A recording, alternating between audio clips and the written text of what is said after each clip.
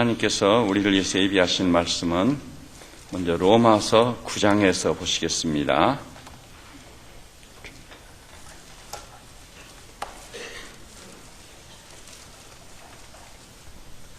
로마서 9장 3절부터 18절까지 우리 교독하십시다.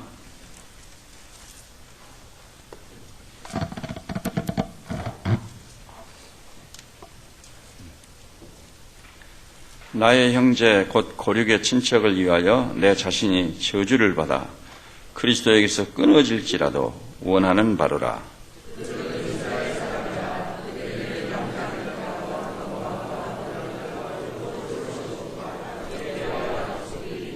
조상들도 그들의 것이요 육신으로 하면 그리스도가 그들에게서 나셨으니 그는 만물 위에 계셔서 세세의 찬양을 받으실 하나님이시니라. 아멘.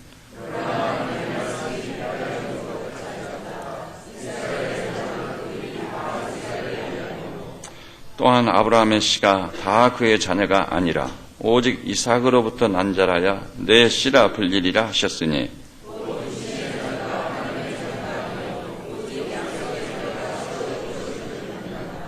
약속의 말씀은 이것이니 명년 이때에 내가 이르리니 사라에게 아들이 있으리라 하심이라.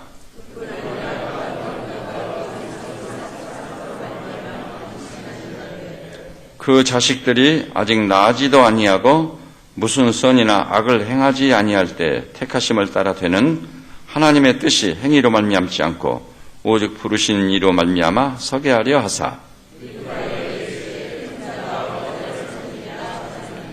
기록된 바 내가 야곱은 사랑하고 에서는 미워하였다 하신가 같으니라.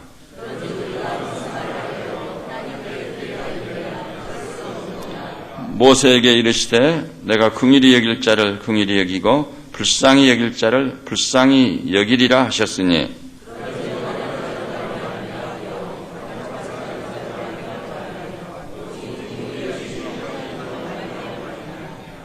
성경이 바로에게 이르시되 내가 이 일을 위하여 너를 세웠으니 곧 너로 말미암아 내 능력을 보이고 내 이름이 온 땅에 전파되게 하려 함이라 하셨으니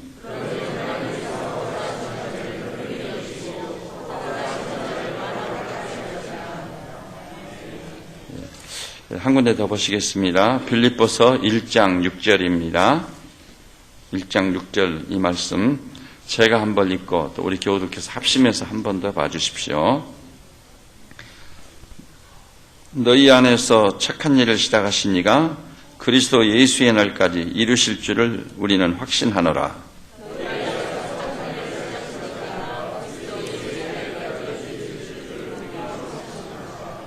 아멘. 이제 성가대에서 삼위 하나님을 찬양해 주시겠습니다. 그리고 하나님의 은혜란 제목으로 같이 은혜를 나누시겠습니다.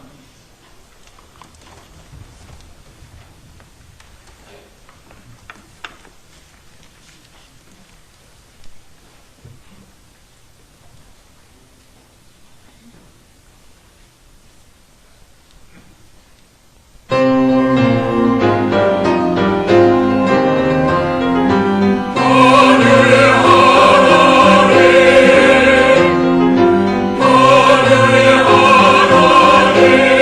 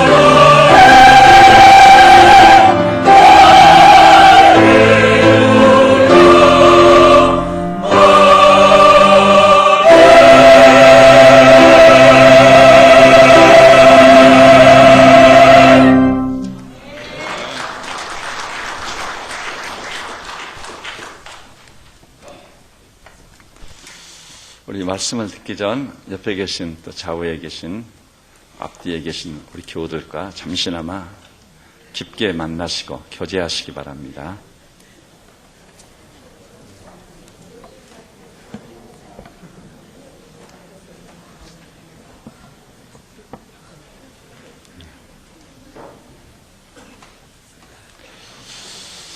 그리고 성경 말씀 한 군데 더 보시도록 하겠습니다. 갈라디아서 신약성경 갈라디아서 2장 20절입니다. 신약성경 304페이지입니다. 신약 304페이지 갈라디아서 2장 20절 이 말씀은 저하고 한 목소리로 같이 보시도록 하십시다. 20절입니다. 시작. 내가 그리스도와 함께 십자가에 못 박혔나니 그런즉 이제는 내가 사는 것이 아니요 오직 내 안에 그리스도께서 사시는 것이라. 이제 내가 육체 가운데 사는 것은 나를 사랑하사 나를 위하여 자기 자신을 버리신 하나님의 아들을 믿는 믿음 안에서 사는 것이라. 아멘. 여기 20절 상반절 쪽에 보니까 이제는 내가 사는 것이 아니다. 마지막 보니까 믿음 안에서 사는 것이다. 내가 사는 것이 아니고 믿음으로 사는 것이다. 이런 말씀 염두에 두십시오. 교회사 속에서 끊임없이 논쟁을 불러일으키는 아주 중요한 주제가 있습니다. 또 그 예지 능력이 뛰어나다든지 감각 능력이 뛰어난 그리스도인들은 자기도 모르는 새에 이 문제에 직면하게 되는 것이에요. 그것이 무엇일까요? 그래서 하나님의 절대 주권과 인간의 책임이라는 문제예요. 하나님의 절대 주권, 그 인간의 책임, 이 두 가지가 절묘하게 균형을 이룰 때 우리는 신앙생활을 건강하게 바르게 할 수 있는 것이거든요. 절대 주권에 치우치면은 하나님이 알아서 해주시겠지.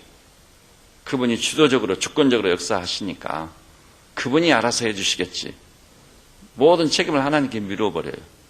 반면에요, 자신의 그 책임, 신앙생활 중에서도 모든 것을 자기 자신의 책임으로 귀결시키려는 하는 사람은 신앙생활이 굉장히 버겁고 힘들게 됩니다. 그래서 신학적으로 볼 때 이 하나님의 절대 주권과 인간의 책임, 이 두 가지 문제가 상당히 상반된 개념이에요. 균형을 이룰 때도 그 경계가 어디냐는 것은 항상 문제가 됩니다.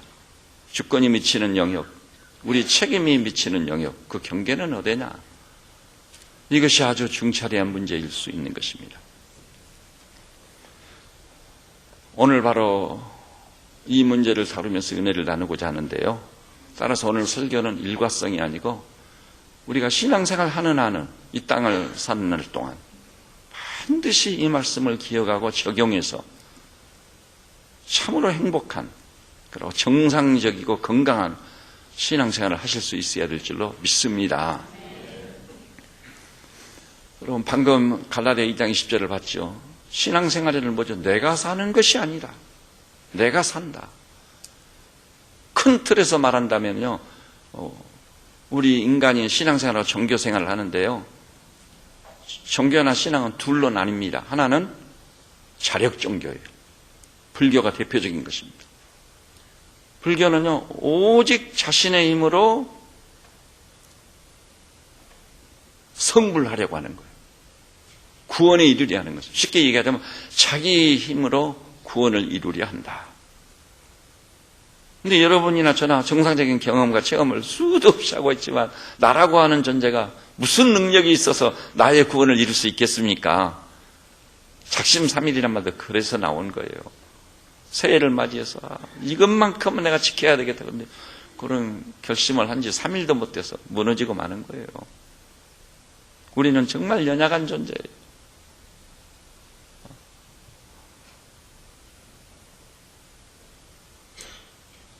불교의 위대한 수도승들도 잘 알고 있어요.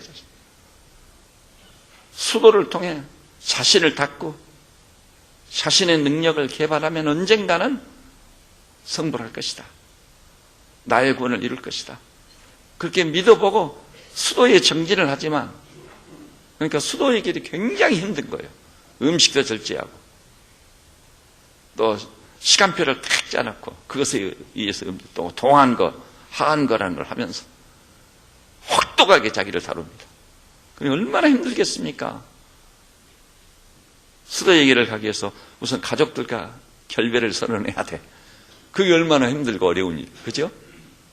저는 저 유명한 여류 문인인과 동시에 수덕사에 들어가서 평생 여성으로 살았던 저 유명한 이렵스님 청춘을 불사르고 그가 쓴 몇 권의 책을 읽어본 일이 있어요. 가족들과 결별을 하는데 너무나도 힘든 거예요. 혈연을 단절시킬 수 있어요? 그러니까 세상의 모든 고민은 홀로 짊어진 것처럼 내천자가 그려지고 얼굴이 찌푸려지고 고뇌에 찬 밤을 지나는 거예요. 그러고도요, 승리할 수 있느냐? 마지막은 그 결론이 뭐죠? 확실하게 실패해버리는 거예요. 우리가 성철 종정을 통해 그걸 받지 않아요.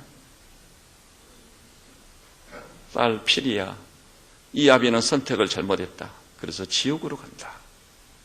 평생 수도의 길을 간 존경할 만한 수도성이 내린 결론이, 여러분 세상 줄 딱 단절하고 저 해인사 한쪽에 있는 암자에서 평생을 지내는 것도 너무나도 힘겨운 싸움이었어요.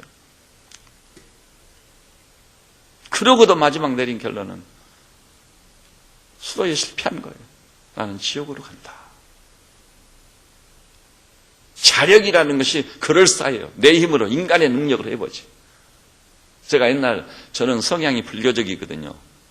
그래서 절에 가가지고 30 며칠 있으면서 스님들하고 밥도 같이 먹고 잠도 같이 자고 토론도 하고. 근데 내중에 보니까 아니 옳시다더라. 아니 옳시다. 세상 줄 끊는 게 쉽습니까? 혈연을 단절하는 것이 쉽습니까?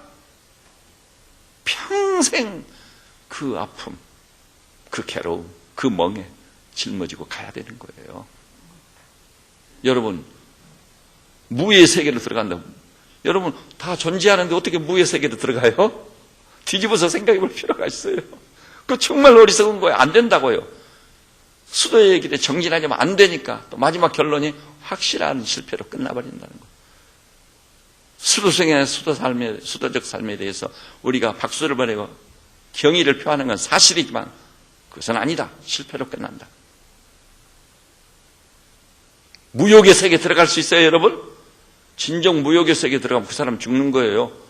밥도요, 식욕이 있어야 되는 거예요. 성욕이 있어야 부부 생활을 통해 천하바득 그냥 새 생명을 번식해서 퍼뜨리는 것이에요. 무욕의 세계에 들어가 보세요. 여러분, 요즘 젊은이들 가운데 다이어트 하다가 제일 큰 병이 뭐죠? 식욕이 없어져 버리는 거예요. 먹고 싶은 마음이 없어 그 사람 죽어가는 거예요. 그 욕망을 적절하게 절제할 수 있는, 컨트롤할 수 있는 능력이 중요한 것이지. 그런데 이것을 이제 좁혀서 생각하다 보면요, 우리가 그 타력 종교라고 하는 기독교 안에 들어옵니다. 내 능력으로 안 되는데 밖에서 어떤 분이 나를 찾아와서 만나주시고 내 마음을 감동시켜 주시고 눈물이 팍 쏟아지게 만들고 평안이 임하게 하시고 기쁨이 충만하고 확신이 생기고 장래이던 소망이 넘치게 되고 주님이 다 해주시거든요. 이걸 타력 종교라고 하거든요. 그렇다고 해서 아까 모두에서 말씀드렸죠. 인간의 책임의 문제, 이것이 없는 건 아니에요. 그렇지만 우선은 그분의 은혜예요. 이쯤 말씀드리면 오늘 설교의 제목인 하나님의 은혜, 그것을 말씀하려고 하는구나. 아마 짐작하신 분들은 하실 거예요. 역시 은혜다. 알고 보면은요, 다 하나님이 하신 일들이, 그분이 행하신 일들이, 그것은 하나님이 하신 일로서 내가 받아들이고 믿고 수용하고 감사하고 찬양하면서 기뻐하면서 그것을 소유하고 누리면 되는 거예요. 그것이 기독교예요. 기독교는 은총의 종교입니다. 근데 이 두 가지가 내가 산다는 것과 믿음으로 산다는 것과 이 두 가지 차이가 하늘과 땅 차이보다 더 커요. 하나는 6이요, 하나는 0이에요. 가령 성령의 9가지 열매를 맺으라. 얼마나 좋으냐. 사랑과 희락과 화평과 자비와 양선과 충성과 온유와 절제와 오래 참음. 좋겠다. 그리고 이 9가지 열매를 맺는 삶을 살면 우리 하나님의 영광을 받으시고 가장 기뻐하실 거다. 그래서 내가요, 이 9가지 열매를 맺기 위해서 피나는 노력을 합니다. 새벽도 깨어보고 나를 쳐서 굴복도 시켜보고 주여 이 길을 갑니다. 내가 사는 거예요. 내가 사는 거. 그래서 내가 살아서 9가지 열매를 맺으려고 하면은 쉬워요, 어려워요? 사실은 불가능한 거예요. 저나 여러분이 무슨 수로 사랑과 희락과 화평과 자비와 양선과 충성과 온유와 절제와 오래 참음 이 같은 열매를 맺을 수 있어요? 불가능하다고 봅니다. 여러분은 능력이 많으셔서 그렇게 하실 수 있을까 하면 저는 불가능합니다. 목사님 안 됩니다. 내가 하면 또 확실히 실패로 끝나고 좌절과 절망이 내 몫이에요. 놀라운 것은 이거 하나님이 하시는 일인 거예요.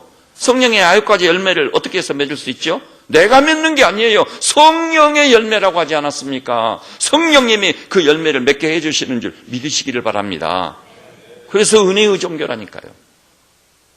하나님께서 우리를 사랑하셔서 아들로 우리를 구속하셨습니다. 구속받은 자기 자녀, 자기 백성을 위해서 성령님을 탁 보내시는 거예요.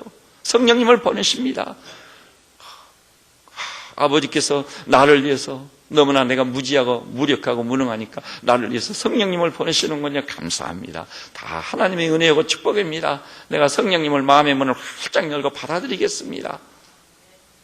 그리고 성령님을 모시고 성령님을 쫓아 살겠습니다. 그러면은요, 나로 말미암아서가 아니라 누구로 말미암아? 성령님으로 말미암아 9가지 열매가 맺어진다는 거 믿으시기를 바랍니다.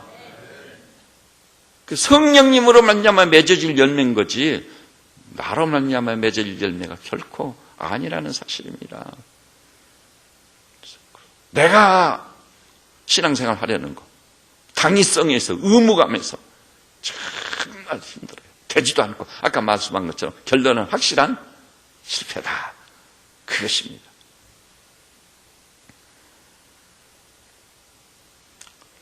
사도 바울도 말했잖아요. 내가 원하는 바 선언하지 아니하고. 로마서 7장을 해석하는 열쇠 키가요. 나라는 대명사 있어요. 내가 무엇을 하려고 하는 거. 내가 원하는 바 선언하지 아니하고. 내가 막 선을 행해서 하나님을 기쁘시게 하고자 했거든요. 근데 내가 원하는 바 선을 행하기에는 그냥 오히려 원치 아니하는 바 악을 행하고 마는 것이 나다, 우리다. 큰 틀에서는 자력정교, 타락정교가 있지만 좁은 협소한 의미에서는 기독교 안에 들어왔을지라도 내 힘으로 내 능력으로 무엇인가 하려고 하는 사람은 실패로 끝납니다. 온 세상 고민거리 혼자 다 짊어지고 내천자를 엄청난 버거운 신앙생활을 하는 거예요. 버거운 신앙생활. 모든 것이 하나님의 은혜요. 나로 말미암지 않고 하나님으로부터입니다. 이것을 깨닫는 것이 은혜의 첩경입니다. 예를 들자면 구원의 주도권이 누구에게 있느냐? 아까 빌립보서 1장 6절 보셨지요? 너희 안에서 착한 일을 시작하신 이가 여기서 착한 일을 시작하셨다고 하는데 착한 일은 뭐에 해당되죠? 나의 구원 문제. 여러분, 내가 구원을 이룰 수 있을까요? 구원이 나로부터 시작된 것입니까? 아닙니다. 내 안에서 구원이란 착한 일을 시작하신 이는 우리 하나님이심을 믿으시기 바랍니다. 그러니까 내가 내 구원을 이루려 했다면 우리는 구원에 이를 수 없어요. 하나님이 하시니까 구원이 확실한 거예요. 보증이 되는 거예요. 에베소 1장에 보니까 창세전에 그리스도 안에서 자기 아들 삼으려고 우리를 선택했다. 할렐루야입니다. 너무 놀라운 거예요. 내가 태어나기도 아까 로마서에 나왔죠. 내가 태어나기도 전에 내가 태어나서 믿을지 안 믿을지도 몰라. 태어나기도 전이니까. 선을 행할지 악을 행할지도 전혀 몰라. 출생조차 안 했으니까. 그것도 창세전에 그리스도 안에서 자기 아들 삼으려고 우리를 선택을 해버린, 하나님 우리를 선택했기 때문에 되는 거예요. 여러분과 제가 믿은 것이요, 믿음으로 구원받는 믿은 것이 뭐예요? 내가 믿어서 구원받는 것일까요? 아닙니다. 하나님이 우리를 선택했기 때문에 믿게 된 줄 믿으시기 바랍니다. 하나님이 나를 선택하지 않았으면 안 믿어져요. 무슨 수로 그게 믿어져요? 저도 내중에 믿음이 들어온 다음에 뒤를 돌아보니까 이건 내가 한 일이 아니더라고요. 나 같은 사람이 어떻게 그것을 믿겠어요? 정말 이 인간의 본성으로 한다면 저는 지성인이네 해가지고 뭐 이잡듯이 무엇을 뒤지고 까발리고, 더욱이 나의 구원 문제와 직결되는 문제니까 결코 물러서지 않고 처음부터 마지막까지 구도자의 길을 가면서 교리 하나, 성경 구절 하나, 정말 그게 합리적인 거지 맞는 얘기인지 다 보지 않아요. 돌아보니까 내가 한 일이 아니더라 이 말이죠. 하나님의 은혜였고 하나님이 하신 일이었구나. 그것이 저를 감격시켜버린 거지요. 거기 착한 일을 시작하신 이가, 그분이 구원의 역사를 창세전에 선택해서 시작하셨기 때문에 어때요? 하나님이 그리스도 예수의 날까지 이루실 줄을 확신하노라. 그분이 시작하셨기 때문에 그분이 이루시는 거예요. 시작한 것과 완성된 그 사이의 과정 또한 그분이 개입하시고 그분이 역사하시고 그분이 주도권을 가지고 계신 줄 믿으시기를 바랍니다. 이것이 모두에서 말씀드린 하나님의 절대 주권이라는 거. 하나님이 하셨기 때문에 실패로 끝날 수 없어요. 반드시 이루시고 마는 거예요. 사도가 말했습니다. 따라서 합시다. 나를 부르신 이가 미쁘심으로 반드시 이것을 이루리라. 놀랍습니다. 우리를 부르신 그분이 믿어오신 분이에요. 믿을 만한 분이시죠. 그렇기 때문에 반드시 이루시고야 말 줄로 믿습니다. 그 하나님의 주권 때문에 우리 구원의 완성을 우리는 확신할 수 있는 거예요. 즐거워하고 기뻐할 수 있는 거예요. 지난 목요일장에 우리 성도들이 적지 않은 분들이 북천 아트홀에 가서 철로역정을 봤습니다. 그런데요, 철로역정 딱 보니까 기독교한 사람이 집을 떠나가지고 구원의 길을 갑니다. 천국에 입성하기 위해서. 근데 가다가 우여곡절이 너무 많아요.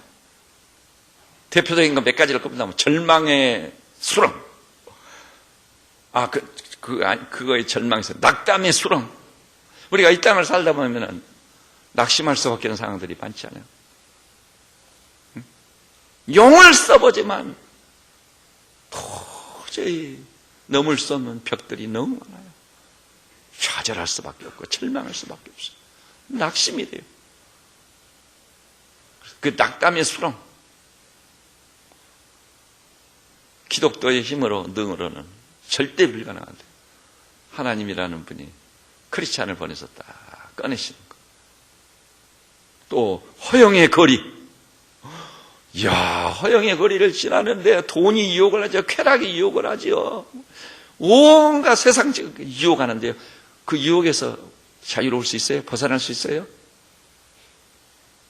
눈만 뜨면 시험을 받고 눈만 뜨면 유혹을 받는데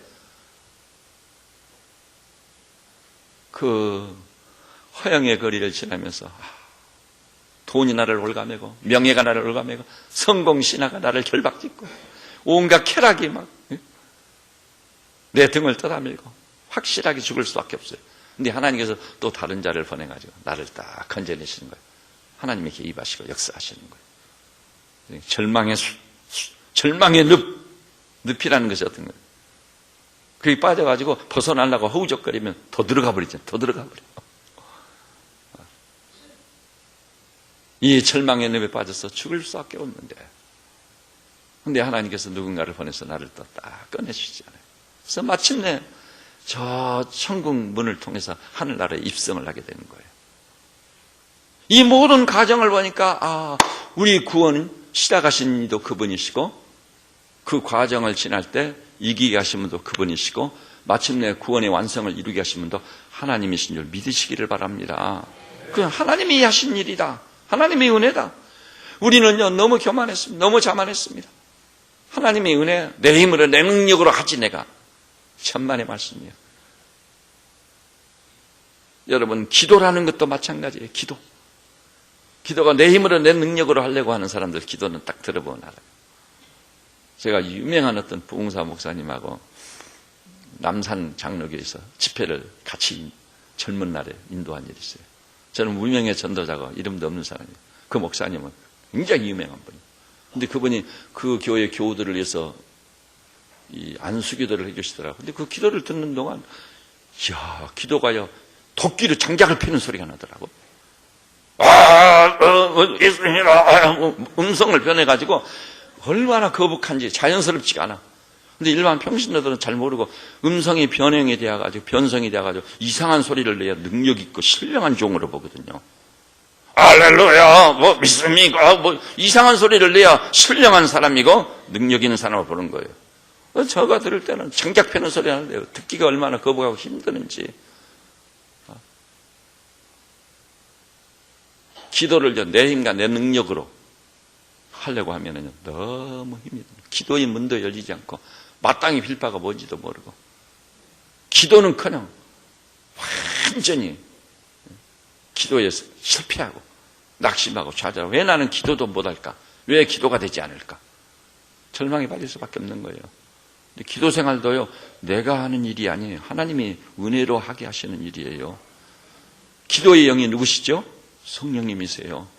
성령님이 오셔서 나를 감동하십니다. 내 가슴, 마음을 두드려 주십니다. 그리고 마음의 문이 서서히 열려요. 나는 마땅히 빌 바도 알지 못합니다. 오직 성령님의 탄식하는 기도를 힘입습니다. 이쯤 되면은요, 기도의 문이 열리기를 시작하고 가슴에 불이 지펴지기 시작해요. 뜨거워지게. 그리고요, 기도의 불이 막 타오릅니다. 주님께서 보좌 우편에서 나를 위해서 중보하시는 분이시다. 주님이 나를 위해서 중보하고 계셨군요. 할렐루야. 이것을 깨닫고 기도하기를 시작하면 기도가 은혜로 되어지는 거죠. 기도의 영이신 성령님이 하시게 하는 거예요. 그리고 기도가 끝나면 이 기도는 내가 한 기도가 아니었다. 주님이 하게 한 기도였구나. 그래서 기도 생활에 부요가 있는 거예요. 3시간, 4시간 기도해도 시간 가는 줄 모르고 기도하게 되는 거예요. 기도 또한 은혜로 되어지는 일이다. 여러분, 성경이요, 하얀 것은 종이고 까만 것은 인쇄된 글씨다. 그것을 내가 가지고 아무리 쓰려매도 여전히 그럴 뿐이에요. 내가 그것을 해석하고 내가 어떻게 그것을 깨달아 보려고 몸부림을 쳐도 안 돼요. 주님, 이것이 하나님의 말씀이라고 합니다. 내 눈을 열어 주의 법의 기이함을 보게 하소서. 긍휼을 구하고 자비를, 그 은혜를 구하고 그것이 믿음으로 나아가는 거예요. 그러다 어느 날 갑자기요, 말씀이 은혜가 돼. 말씀에 눈이 열리기를 시작해. 하나님 말씀은 살았고 운동력이 있어 좌우의 날선 어떤 검보다 이리하여 혼과 영과 및 관절과 골수를 찔러 쪼개는 말씀. 마음의 생각과 뜻을 능히 감찰하는 놀라운 말씀. 그렇군요. 주의 말씀이 영이요 생명입니다. 생명의 말씀이 주께 23에 우리가 뉘게로 가오니까 이런 놀라운 역사가 나타나. 이거 하나님의 은혜로 되어진 일입니다. 말씀이요 생명의 양식으로 내게 접근해 오는 것은 내 노력과 내 능력으로 되어지는 거야. 오직 하나님의 은혜로 되어지는 것이다. 그것입니다. 아까 기도라는 문제도 조금 덧붙이자면요, 주님께서 성령을 통해 나를 감동해서 기도의 문이 열리도록 하시지만 말할 수 없는 탄식으로 도구해 주시는 성령님의 기도를 힘입을 때 기도의 문이 절로 열리는 거예요. 그러면서 또 하나님께서 말씀으로 우리에게 도전을 주시고 구하라 주실 것이요 찾으라 찾을 것이요 두드리는 이에게 열릴 것이니라. 너희가 내 이름으로 무엇을 구하면 내가 시행하겠고 믿고 구한 것은 받은 줄로 알라. 아무것도 염려하지 말고 너희 구할 것을 감사함으로 하나님께 아뢰라. 그리하면 모든 지각에 뛰어나신 하나님의 평강이 그리스도 예수 안에서 너희 마음과 생각을 지키시리라. 이런 말씀으로 우리로 하여금 무릎을 꿇게 만드는 거예요. 기도의 불을 떼게 만드는 거예요. 그러면 기도가 저절로 되는 거예요. 따라서 기도는 은혜로 하는 것이다. 그러면 하나도 힘이 들지 않아. 내 기도하는 시간, 그때가 가장 기쁘고 즐겁다. 그렇게 되는 거예요. 그럼 뭐 누가 이 찬송가를 작사했지? 이럴 수가 있는가? 나는 기도하려고만 하면은 미리서 스트레스를 받고 기도가 되지도 않고 기도의 문이 열지도 않고, 그래도 기도해봤댔자 그죠? 한 2, 3분이면 보따리가 딱 떨어져 버려요. 기도할 게 없어요. 그런데 뭐 내 기도하는 시간, 그때가 가장 즐겁고 기쁘다. 이 사람 정신 빠진 사람 아니야? 사기행위 아니야? 그런데 그게 아니란 말이에요. 3시간이 간지 4시간이 간지 알지도 못하고 정말 기도하는 시간이 가장 기쁘고 즐거운 시간 나는 줄 모르고, 하나님이 은혜로 행해 주시는 일들이에요. 그것이 신앙생활이라는 거예요. 그 다음에 전도요. 전도라는 것도요, 천하보다 귀한 생명을 내가 구하러 가겠다, 막 복음을 증거하러 막 나아갑니다. 그런데 번번이 실패하는 거예요. 내 말 들어줄 사람도 없고 오히려 조롱이나 보내고, 당신이나 잘 믿으라고 할 말이 없어요. 그러면 속이 엄청 상하고, 전도하려고 나가려고만 하면 상처가 되고 아픔이 되고 엄청 스트레스를 받는 거예요. 내가 하려고 하면 너무 힘이 드는 거예요. 버거운 거예요. 근데요, 그 전도도요, 내가 하는 것이 아니에요. 하나님이 하시는 거예요. 하나님이. 그래서 제자들이요, 십자가도 받고 부활의 주님도 직접 만나봤고 못자국 창자국까지 확인했습니다. 죽지 않냐고 썩지 않냐고 영광의 형체로 변모된 부활의 주님까지 안전히 만나봤습니다. 제자들이 막 가서 막 이 그리스도를 전하고 부활을 증거하려고 하니까 주님이 예루살렘을 떠나지 말고 아버지의 약속한 성령을 기다려라. 성령으로 하는 거예요. 오직 성령이 너에게 임하면 권능을 받아 땅끝까지로 증인되게 되는 줄 믿으시기 바랍니다. 그럴 때는 순교자가 돼도 기쁜 거예요. 즐거운 게 바울이 그랬잖아요. 삶과 죽음 이 두 사이 께서는 지금 죽는 것이 내게 유익하다. 죽음까지 상대화시키고 기쁨으로 감사함으로 그 길을 가는 거예요. 전도 그래서 천하보다 귀한 생명을 얻었을 때 그 기쁨은 이루 말할 수가 없는 거예요. 가장 큰 기쁨 중에 하나가요, 영혼을 얻었을 때 그런 경험을 많이 해보셨을 거예요. 그 다음에요, 이 땅에서 살아가는 동안 여러 가지 일들 있죠. 공부하는 거, 사업하는 거, 인간관계 맺고 사는 거, 하나도 수월한 게 없어. 하나도 수월한 게 없어요. 이런 일들은 어떻게 되는 건가? 이것은 신령한 일이 아니고 구원에 관한 일이 아닙니다. 잠언은 말합니다. 3장 6절에 따라서 해볼까요? 범사의 그를 인정하라. 그리하면 내 길을 지도하시리라. 바로 그렇습니다. 범사에 하나님의 은혜를 인정하는 거예요. 그분을 인정하는 거예요. 그러면 그분이 우리 길을 지도하셔서 순조롭게 가는 거예요. 혹시 장애물이 있을 때 그 장애물 앞에서도 기뻐하고 감사하며 장애물을 극복하고 나아갈 수 있게 해주시는 거예요. 그래서 우리는 은혜를 받아야 돼요. 은혜의 그 풍성을 경험해야 됩니다. 여러분 자동차 잘 아시죠? 아무리 베스트 드라이버 들어가서 핸들을 딱 잡고 악셀레터를 밟아도요, 기름이 없으면 시동도 안 걸려. 베스트 드라이버가 무슨 소용이 있어요? 저 벤츠처럼 그렇게 좋은 차라도 무슨 의미가 있어요? 1cm도 못 움직여. 기름이 없으면. 근데 기름을 촥 넣어가지고 시동을 탁 걸면 푸르릉 시동이 탁 걸리고 악셀레터를 밟은 대로 신나게 촥 나가는 줄 압니다. 그 기름이 뭐예요? 하나님의 은혜예요. 은혜. 은혜가 있어야 돼요. 은혜. 하나님의 은혜입니다. 하나님의 은혜입니다. 그러면요, 다른 사람이 볼 때는 도저히 나아갈 수 없는데 살살살살. 옛날에 저희 고향이었어요. 제가 제일 듣기 싫은 소리가 하나가 있어요. 새끼 꼬는 기계 있죠. 발로 막 하면서 지푸라기를 여기다 놓고, 나발 2개가 있어요. 여기 놓고 여기는 뭐 거기 딱 꼬아대가 새끼가 되지 않아요. 근데요, 이웃집에서 그 새끼 꼬는 기계를 돌리고 있노라면요, 어떻게 소리가 고약한지 정말 엄청 스트레스 받는 거예요. 연세든 어른들은 좀 아실 거예요. 그러면요, 그 사람이 장날 되면 장에 갑니다. 장에 가지고 우리 고향 말로 모비루라는 걸 사는 거예요.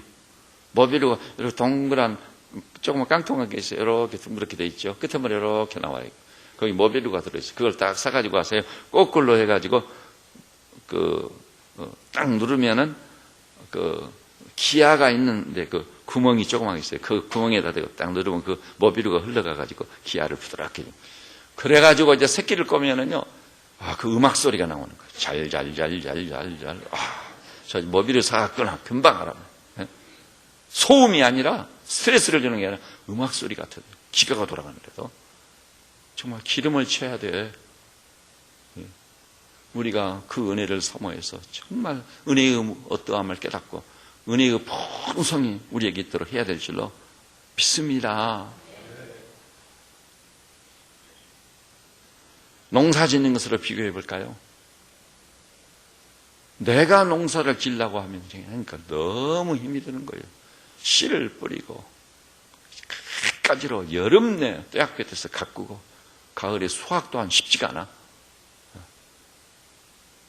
그런데요, 이렇게 씨를 뿌려 가꾸어서 수확을 거두게 하는 분도 하나님이시고 그분의 은혜예요. 여러분, 씨를 뿌린다 하면 그것이 자라게 하는 이는 누구지요? 내가 자라게 하나요? 아닙니다.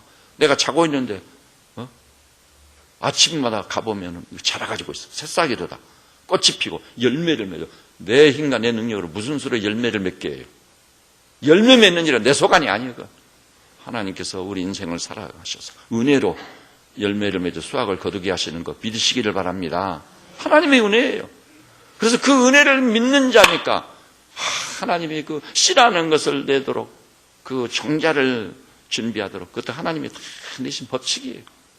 그것을 심어가지고 물론 인간의 책임으로 물도 주고 관리도 해요. 김도 맺주고 그 인간의 책임이라고 할 수 있어요. 그러나 궁극적으로 보면 모든 가정은 그분께서 주도적으로 이루어 가시는 줄 믿으시기를 바랍니다. 이 하나님의 은혜를 생각하고 은혜 속에서 강해져서 그 일을 경영하는 사람은 재미가 있고 기쁨이 있는 거예요. 새싹이 돋아나는 것도 신비하다. 참으로 신비다. 이것이 기적이 아니고 무엇이겠느냐. 이 겨울을 지나면서 깨끼 손가락까지 가느다란 얼어붙은 가지에서 봄이 되니까 새싹이 고개를 내밀고 싹 돋아나는 거예요. 얼었던 대지를 뚫고 생명의 함성이 들려오면서 새싹이 얼굴을 싹 내밀 때 기적이야. 하나님이 하신 일이구나. 우리 인간이 무슨 수로 얼었던 대지를 뚫고 새싹이 돋아나게 만들어요. 그러다가는 몇 년 못 가서 머리가 허옇게 새서 죽고 마는 거예요. 안 돼요. 다 하나님이 하신 일, 그분의 경영이 우리가 편성해서 그분의 은혜로 되어지는 일인 줄 믿으시기를 바랍니다. 알고 보면요, 내가 태어나는 것도 내가 태어난 게 아니에요. 이유는 잘 모르지만 하나님이 내게 생명을 주셔서 이 땅에 탄생하게 만드신 거예요. 알고 보면 죽는 것도 내 마음 내 뜻대로 되는 게 아니에요. 하나님이 정하신 뜻대로 이루어지는 일이에요. 이것을 갖다 뭐라고 하냐, 신의 결정이라고. 신이 결정한 일이다. 그리고 그분이 결정하신 일에는요, 깊은 뜻이 있고 깊은 우리 아버지의 경륜이 있는 것입니다.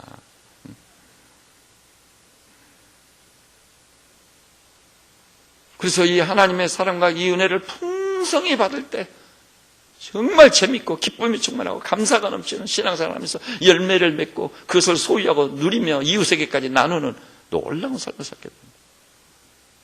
연세가 많으신 어른들은 해당될 경우 오해는 하지 마세요. 어떤 젊은 여성이요, 시집을 갔습니다. 그런데 시집을 간 그날부터 시어머니의 시집살이가 시작됩니다. 그 시집살이 속에서 엄청난 스트레스를 받고 죽지 못해 살면서 일하고 있는데 마침내 출산을 했어요. 이제 출산을 하면 손자를 안겨드리면 좀 괜찮겠지 했는데 출산을 했는데 그 다음 날부터 밭에 가서 김매라고 합니다. 직접 내가 봤거든요. 내가 본 일이 있어요. 그렇기 때문에 자신 있게 말해요. 죽을 마신 거예요. 정말 독해도 이렇게 독할 수가.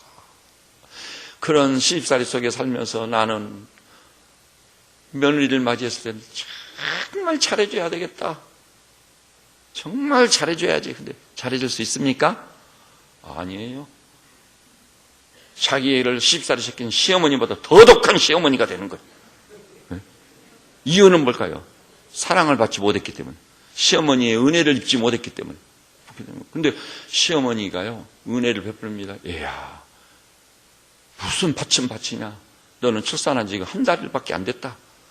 저 뜨끈뜨끈 아랫목에다 몸을 지지고 있어라. 내가 가서 일을 하마. 이렇게 나오는 시어머니가. 그래서 이 밭에 도이 나타나지를 못하게 해버리니까 시어머니 말씀에 순종할 수밖에 없어. 그래서 아랫목에 누워서 뜨끈뜨끈한 그 아랫목에다 몸을 지지면서 뜨거운 눈물이 흘러내리는 거예요. 우리 시어머니는 친정어머니보다 더 좋은, 더 훌륭한 사람이시구나. 감격이 맞이하는. 그럼 그 사람은요, 내가 며느리를 맞이하면 잘해야지. 그렇게 결심 안 해도 돼요. 며느리를 맞이하면은요, 저절로 그냥 더 잘해주는 거예요. 더 잘해주는. 네. 여러분과 저도요, 신앙생활을 잘하려면은요, 은혜를 많이 받아야 돼요. 하나님의 사랑을 깊이 깨달아요. 그래서 사도 바울도 나의 나된 것은 오직 하나님의 은혜로다. 은혜가 떠다니는 삶을 살아가지고 바울이 순교자가 돼도 그것이 뭐 아픔이고 스트레스고 고통이 아니에요. 오히려 주님과 복음을 위해서 죽는 것, 그것이 오히려 특권이 영광이 돼버리는 거예요. 어떻게 그럴 수가? 그렇게 되는 겁니다.